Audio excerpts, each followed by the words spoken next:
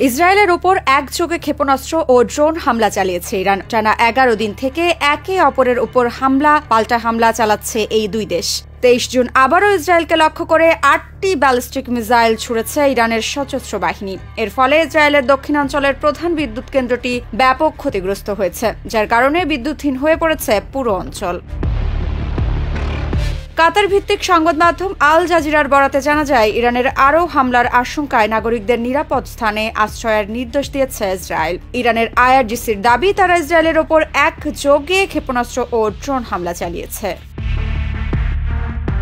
এদিকে ইরানি সংবাদ মাধ্যম তাসনিম নিউজের বরাতে আরও জানা যায়, এই হামলার কঠিন ও তরল জ্বালানি চালিত ক্ষেপণাস্ত্র ব্যবহারের পাশাপাশি এমন কৌশল ব্যবহার করা হয়েছে যা ইসরায়েলের প্রতিরক্ষা ব্যবস্থাকে ভেদ করতে সক্ষম। ওই প্রতিবেদনে আরও বলা হয়েছে, ইসরায়েলের 5টি স্থানে সাফাত, তেল আবিব, আশকেলন, আশদোদ এবং বেইশানে রকেট হামলার ঘটনা ঘটেছে। তবে এই হামলার পর এখনো পর্যন্ত ইসরায়েলি কর্তৃপক্ষের পক্ষ থেকে আনুষ্ঠানিক কোনো মন্তব্য আসেনি।